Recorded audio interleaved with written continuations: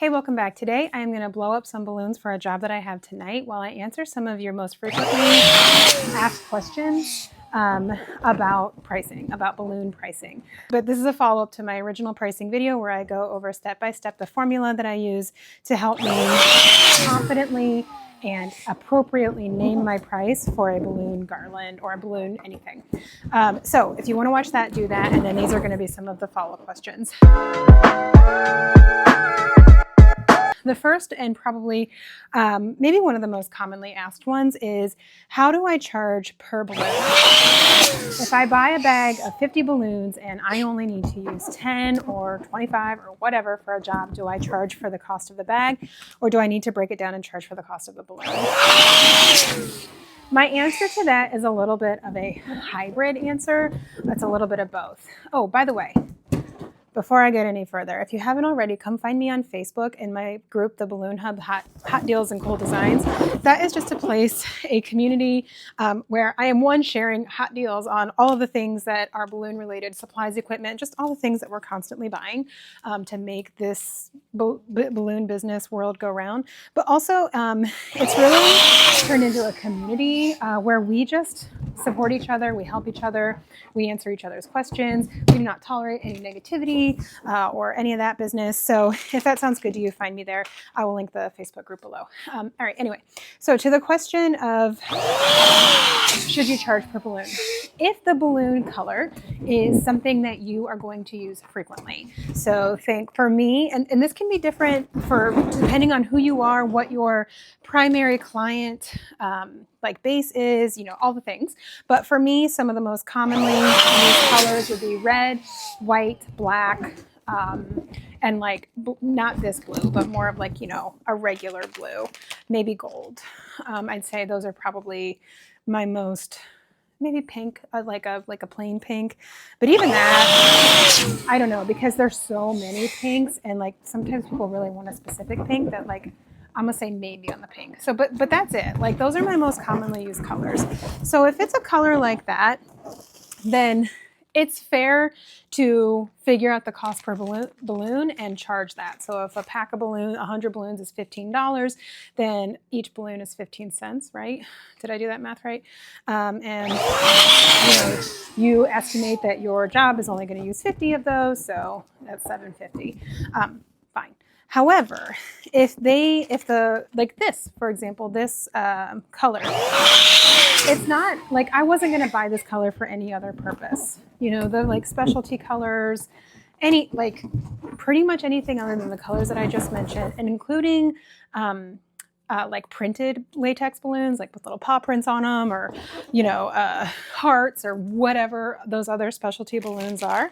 If it's something like that I was not going to buy otherwise, then I'm going to charge the full amount of the bag, because I have zero guarantee, even if I'm only going to use one of them or 5 of them.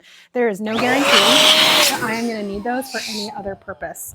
And you can't buy them in smaller quantities. Now, if you can, obviously do that, right? Even if the cost per balloon is greater, the overall cost to you is lower. If you only need 5 and you can get them in either packs of 10 or 20, then get the pack of 10. But since you cannot buy them in a pack of 5, then essentially the cost of buying 5 balloons is the cost of buying 10 or 20 or whatever it comes in, because you can't buy it in a smaller quantity. So like that's just what it is, and that's just like part of the thing. And I heard this once, and I think it's good advice. If somebody asked you, if the client asked you, hey, did you charge me per balloon or for the whole bag? Can you like morally justify your answer? Can you give them the answer that I just gave you of like, hey, I tried, I got it in the smallest quantity that I could, I spent the least amount on it that I could, but I just don't have any guarantee that I'm going to use this again. That's fair. And really, if you have a client that asks you that, I mean, good luck, I guess. But also, if that client's really upset about that, I would offer them the rest of the bag. You can have the rest of the bag if you want to, if you want the cost of it, because you did pay for it. Go ahead, you can have it. And that would be fine. I don't need a bag of whatever random print laying around my house. And if the next person, if it turns out that I was wrong, the next person wanted them, then I would go through that all over again. So that is the long-winded answer to that very common question of do I charge per balloon or not? Okay, next question. Should you stock supplies? Should you back stock different balloons? That sort of thing. I think, this does a little bit depend on how busy you are, right? If you're like super busy and you're getting requests all the time, especially last minute requests, then fine. Like maybe you should stock some things. But for the most part, I would say beyond those like really common colors that I mentioned, I would not stock much. Even like when you see like balloons on sale, I would be cautious about them and really only colors that you really think you're likely to use. Because in the world today, like you can get just about anything you need in a matter of days, right? Even like the big distributors like Bargain Balloons and Balloons Online and stuff like that, you're getting your stuff in like 3, 4, maybe 5 days, and faster if you want to pay rush shipping, which you can pass on a rush shipping charge onto a client. So I don't think there's much of a need to stock stuff like that. And the danger, of course, of stocking things is not using them, right? You've got all of this stuff and then you don't use it. And it just sits in your house or your warehouse or whatever, collecting dust, and it ended up being a waste of money. The exception, I will say, to this is when you find stuff that's a great deal. Like I have a lot of florals stocked that have been like just really great, like clearance deals and stuff like that. And been glad to have had those because florals are something that are not easy to just get cheap whenever. So if you find a great deal, if you're at a garage sale or something like that, sure, get it. I actually have this like motto that I live my life by outside of balloons that I actually think like we could probably apply to this question. And that's if I'm like out shopping, like at a clothes store or something, and I see something, I'll ask myself 3 questions. Do I love it? Do I need it? And is it a good price? And if I can say yes to 2 of those 3 things, then it's okay to get it. Because if I love it and I need it, but it's expensive, then like it's the one to get, right? I love it and I need it, then it's worth a little extra money, right? But if you don't need it and it's not a good price, then just because you love it doesn't mean that you should get it right now. There's not a need for it, right? So I think we could probably apply that to balloon business too. Came up with that all by myself, by the way, like a long time ago, and it has served me well.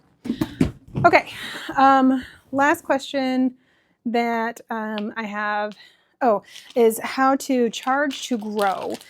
So what I mean by that is like, how do you make sure that your business can continue to grow and not just kind of get stuck at the level that it's at right now? And I kind of covered this in my original video, but I'll say it again. If you have something in terms of growth that you are looking to add to your business, to grow your business, for example, a vehicle, a storefront or a warehouse, or a new piece of equipment, or even like your educational stuff.